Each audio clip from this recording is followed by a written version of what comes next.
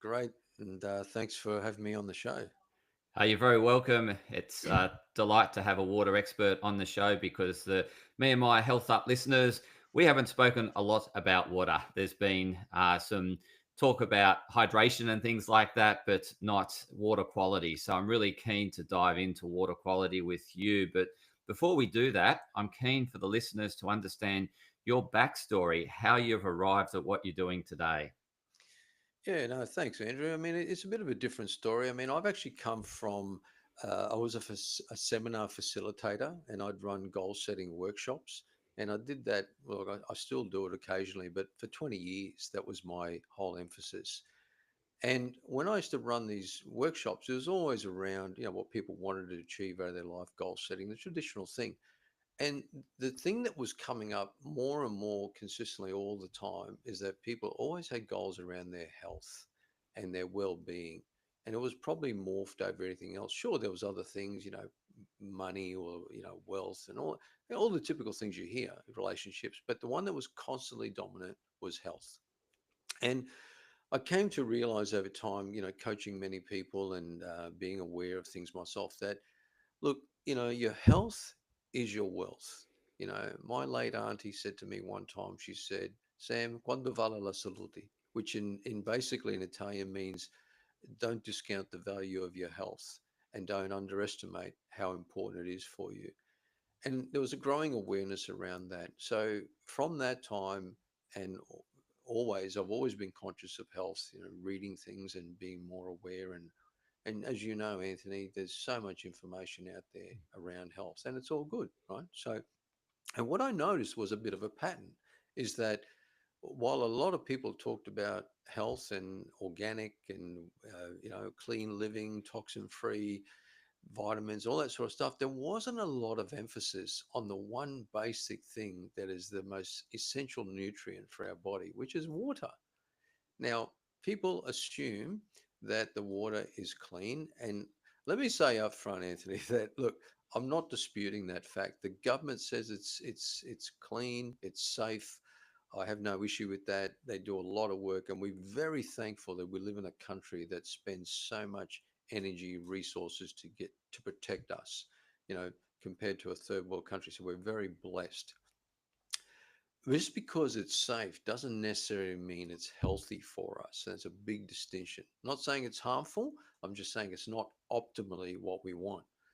So what I noticed is a lot of emphasis on clean living and all those things, but there was often not much of an awareness around the everyday thing that we use literally every day, everywhere is water. And 60% of our bodies are contained of water. That's what our makeup is. So it makes sense to think about this 60% of water that's coming into us. Is it optimal? Is it perfect? Is it clean? Is it going to consistently enhance my well-being? Or is it going to, over time, maybe erode that? And there's a lot of science, and I won't go into it now unless you want me to go into specific areas, but there's a lot of the science that suggests that there are some chemicals, there's some things been on the news recently, which we can elaborate, that contribute to, things not being all that good for us, right? So that's a little bit about my journey, and then along the way, obviously, I just got involved with filtration companies. That's how I started. Then I started doing my own education, worked with some universities, and just became aware it was available. And it leads me to where I am right now, and that is simply I just want to shed a light so that people are aware of what's in their water. Not saying it's a bad thing, but it comes down to educated choices. And if people want to do something about that, make some changes, then I'm happy to sort of guide them in whatever direction they want. But my whole emphasis is usually, well, it is education and awareness, right? Well, you I mean, does that give you a bit of a snapshot? 100%. It's a great snapshot of where you've come from and why it's important to you, and what you're out there doing now is actively empowering people in terms of educating them around water. And this is what this podcast is all about: is empowering the well-being of others. So glad you're on here now. In terms of, I think yes, I'd love you to start with creating some awareness around what is in the safe water, but not necessarily healthy water. Yeah. Yeah, look, that's a good starting point. And as I said, like there is many things in your water, and it really comes down to people who just aren't aware. Now, I'm about to publish a book. It's written. It's just taken a bit of time with the publishers, but I've written a book which is around the 10 water concerns that Australian families need to be aware of, so that they're, they have some, so they understand the presence of what's in their water, and then from that, they can decide whether that's A, is that a problem for me? Is that something I need to be concerned about? And B, something they might want to do their own research over or validate, right? And so, look, there's a whole realm of things, but I guess the one that starts out the most, one that's probably most common that most people realize, they can smell it, they know it's there. Some areas in Australia are worse than others, and that's just generally chlorine. Now, some people don't actually think there's chlorine in the water, but it's not a secret, Anthony, and it's not a surprise. It's the dominant disinfectant of that we use in our water, and it has to be there because it's the way that we sanitize our water. If we don't have chlorine, then we're going to be like third world countries, barley belly, and all those sort of things. So, but what most people don't realize is that, and here's an interesting stat, and this is, people can Google this for themselves. The Australian Drinking Water Guidelines, which is publicly available, says that there are up to 5 parts per million. That's the measurement of chlorine allowed in the water. 5 parts per million. And that's what they allow as the limit. Now, here's an interesting stat that most people don't know about. The average pool is between 1 and 3. So if you follow the dynamics here, some homes in Australia, and I've tested water in many locations, have actually got more chlorine coming out of their tap than they do in the swimming pool. In fact, one home in an area of Brisbane, I remember, and I don't want to put any panic to anybody, but I remember doing a water test and it came up pretty high. I said, look, you got some serious water here.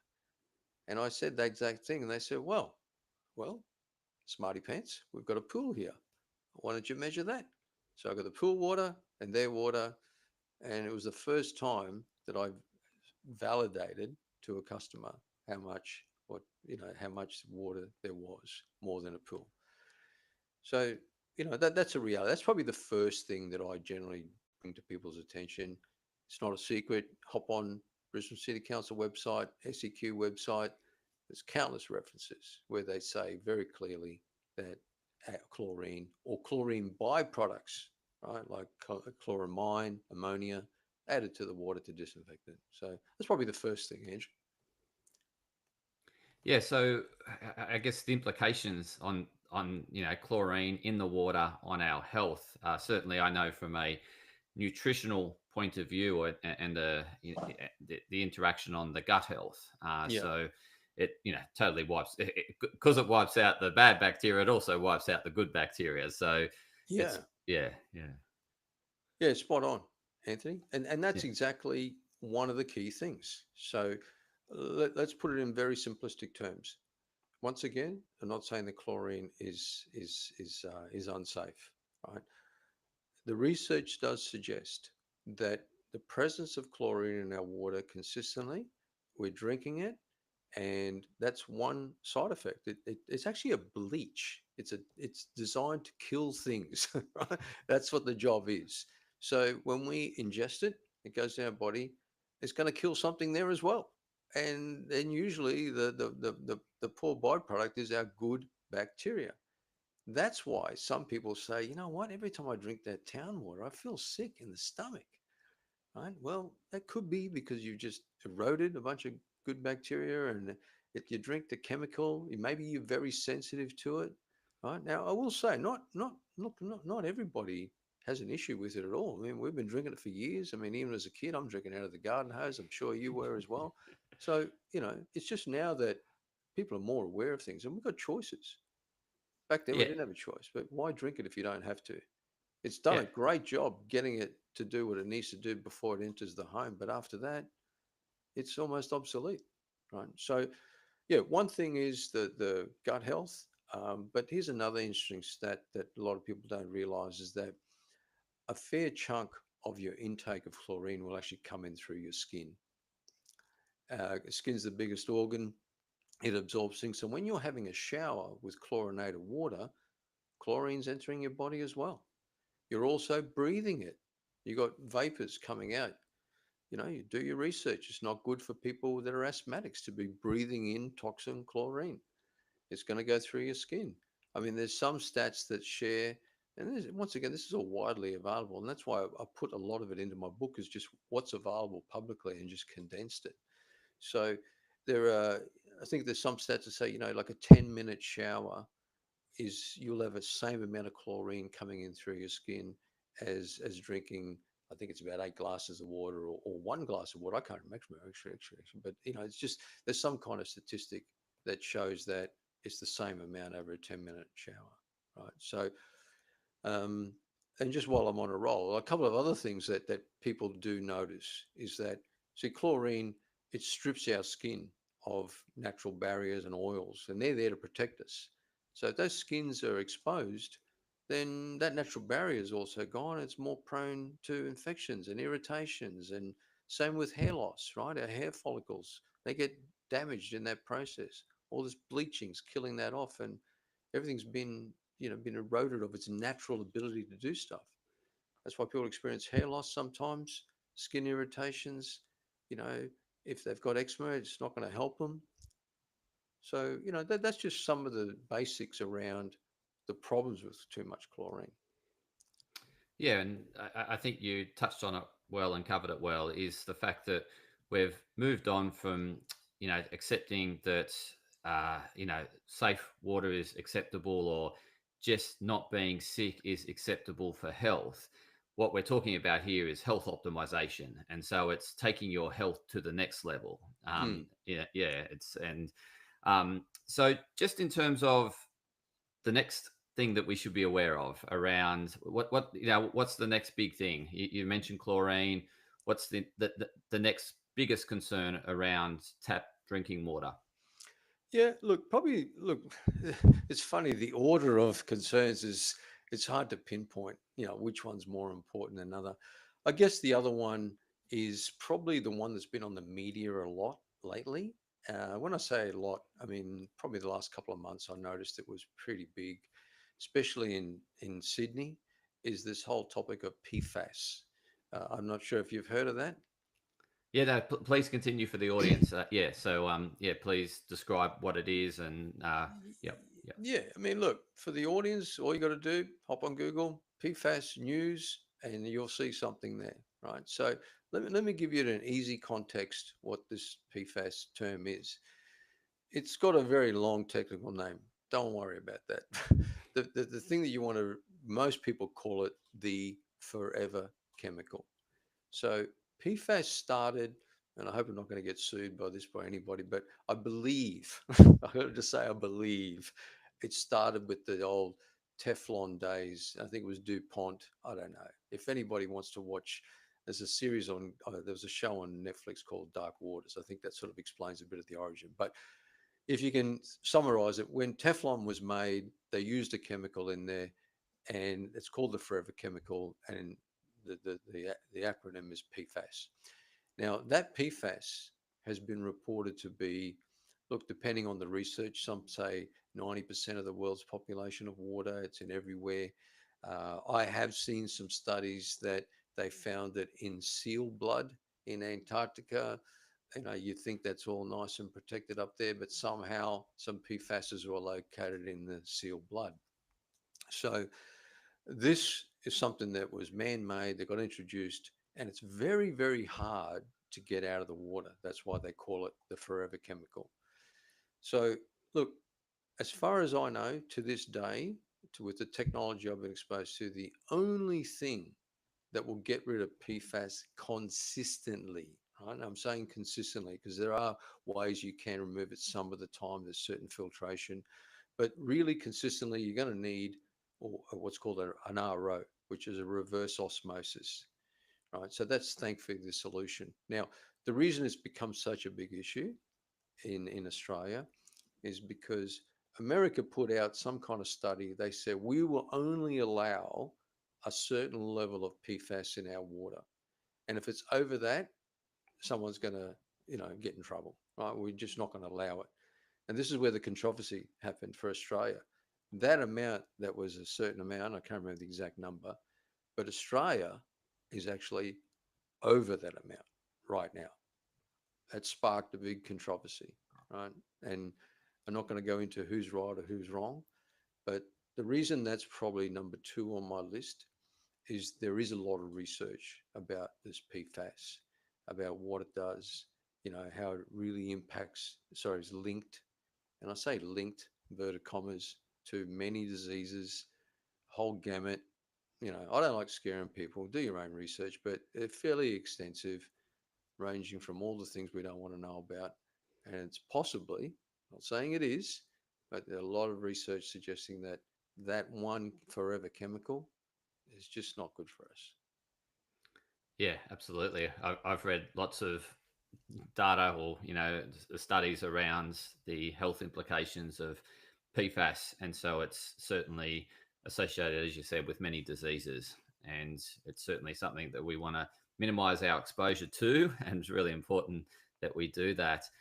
And as you said, it just finds it's not as if the council are adding it in the water; it just finds through the water cycle it Mm, finds itself, through evaporation back into the clouds, down again. It's this constant sort of water cycle, and and yeah. and again, that's the same with pesticides. So with the huge amounts of pesticides used in agriculture, that eventually finds its way into our drinking water as well. Have you found pesticides?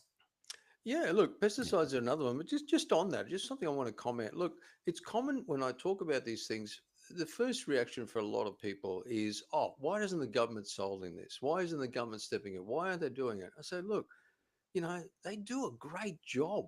This is tough. You're talking about so many chemicals that exist, man-made, natural, other people have made a disaster out of it. Give the government a break, right?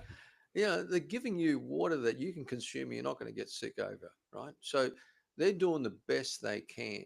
It's impossible almost to put all the infrastructure, all the costs, everything to support absolutely pure core water. So I say to people, get over it.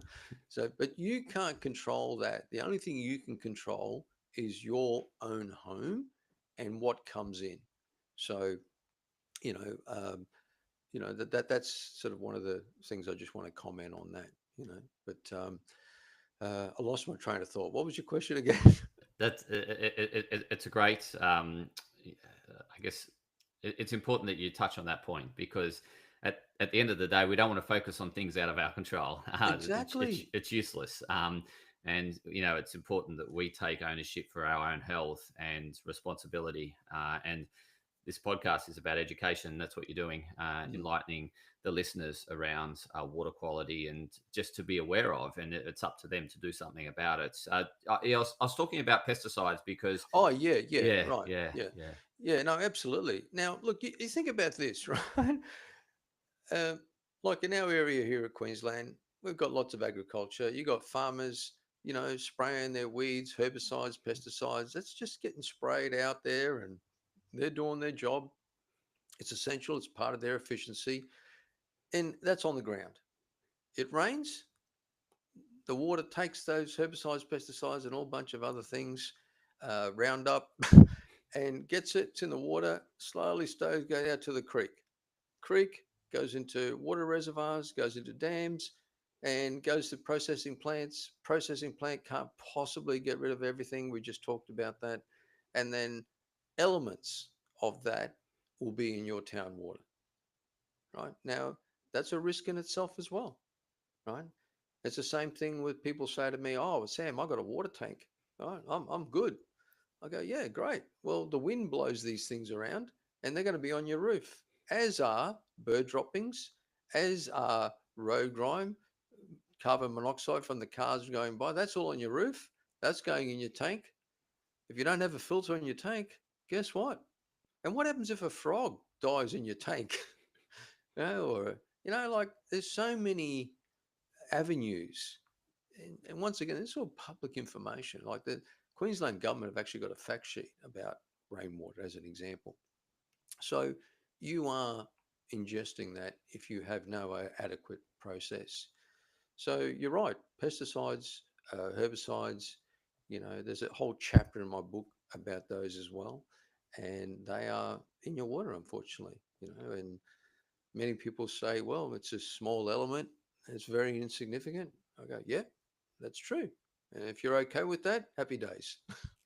But it's the accumulation. So, our body has processing mechanisms for toxins. It can certainly remove toxins, but it's the accumulation and the excess that is problematic. And I think, that along with a lot of our other health exposures, such as air pollution and EMFs and things like that, our body's working overtime. And I just think this is one of the things that you have some control over in terms of being able to purchase filters. And so what can what is available? I mean, obviously there's quite a range of filters out there, but maybe just go through the types of filters and what they'll filter out. Like you mentioned, the reverse osmosis filter. Yeah, Yeah. yeah. Yeah. Look, there's a range of options, and we're really fortunate that there's a lot of products on the market and they fit many different budgets. And like the first thing I say to people is that you got to choose a product that suits you based on what your requirements. Now, like some systems will, like we haven't mentioned fluoride, which I'm glad because that's always a topic of big debate, right?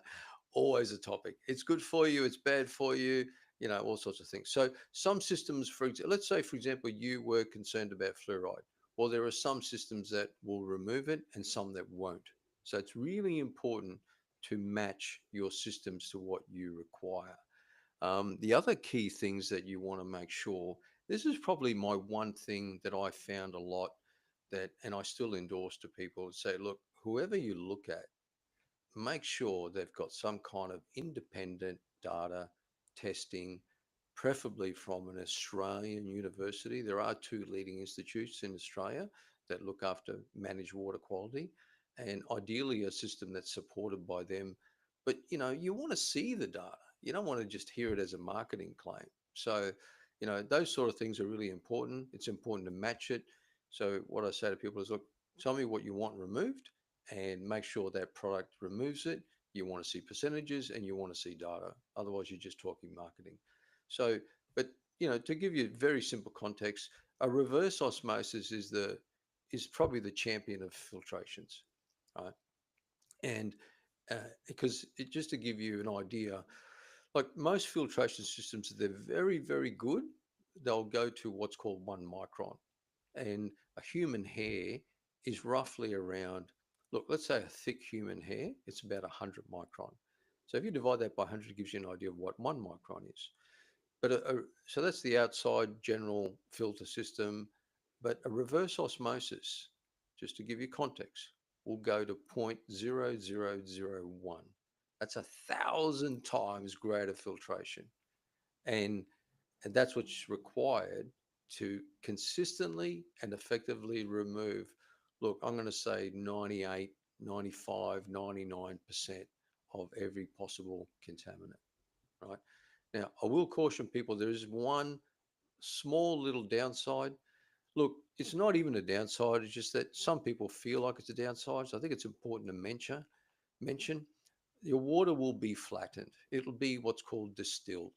Now, you know, there's different views whether that's good or bad for us, but the byproduct is that all the minerals in the water have actually been taken out as well. So you want to look for, once we're talking about, products, you want to look for a product that adds back the minerals. The last stage is like a remineralizer or an alkaline producing.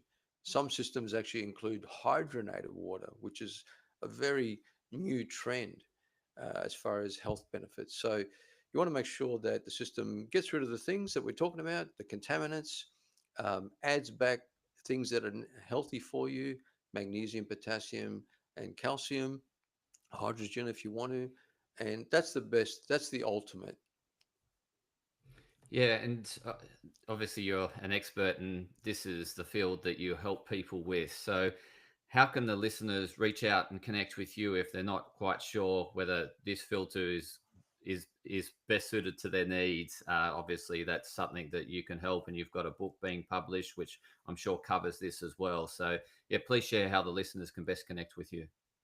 Yeah, look, I help people, I consult with people on systems, products, and I'm really 100% okay with what people decide, as long as people know what they're buying and and options. I mean, obviously, I've got systems myself. I've done my own research, but what I suggest for people as a starting point is first work out what's in the water, what you don't want, what you don't like, and then match that with a product. Right now, for listeners, I'm happy, if people got questions or if they've got a unique situation with their home, um, or they simply just want to, if anything, what I'm saying to them resonates with them and they want to know more, then the first step I'd say is get a copy of my book, right? You can download it, or when they come to publication, I'll send it to you in a real version. And they can go to www.cleanmywater.com.au. Nice and simple, www.cleanmywater.com.au. Fill in the page, enter your details, I'll send you the book. That's a starting point. And after you read that book, you feel like there's some areas there that you want some more insights and ideas on. There's also an option to jump on a 15-minute, 30-minute consultation with me. I don't mind, whatever suits you. And I'll gladly walk you through some perspectives or some things you may not want to know, or you may be aware of. Now, if on that call, Anthony, if someone says, point me in direction, I can certainly list off some names and some options, and like I said, I don't mind. But if they want that guidance, I'm happy to explain the differences because there's plenty of differences. Yeah, 100%. And at the end of the day, it's making sure that you're paying for what you want. And as you've probably, you've mentioned that, the B's and E's, the reverse osmosis plus the remineralization, the hydration, there's a cost to that, right? And it's a significant more than just a straight filter. Yeah, Yeah. yeah. And so it's really, there's that budget thing to keep in mind, as well as obviously as you move up the health optimization scale, it becomes more costly. So, Oh there's, yeah, yeah. absolutely, absolutely. But this is the general thing, and I say this to your viewers, right? When it comes to filtration, this is the general guide. Everything works to some extent. You can go to Bunnings, you can buy a filter system, you can buy a jug, you can buy fancy things on benches. They all work, right? It's to what degree you want it to work. Once again, what you want removed, how much of it you want removed, and who is validating that data. If you want cheaper, or if you want some of those things, that's okay. Just understand there will be a compromise of some sort versus if you want peace of mind. So I don't know. I just try to, I'm never about pushing anything. I just want people to make their own minds up. Yeah, it's what's best for the customer. Yeah, at the end of the day. So, Sam, thank you so much for coming on the show. I really appreciate you reaching out and wanting to share your expertise and then enlightening the listeners and viewers today on the show. So, really appreciate your time. And I recommend the listeners and viewers go and visit Sam's website. Get further empowered in this subject of water quality and further up your health. Take your health to the next level by at least starting your journey on water filtration and optimizing your health that way. So thanks again, Sam. Thank you. That's okay. Look, I encourage the viewers to remember your health is your wealth. Okay. And be educated. It's as simple as that. So thank you, Anthony, for the opportunity to be on the show. If people just get some one little bit of advice or nugget from it that's going to improve something, then I'm happy.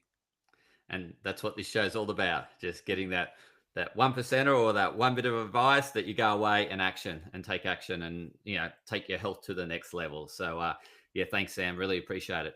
No worries. Thank you.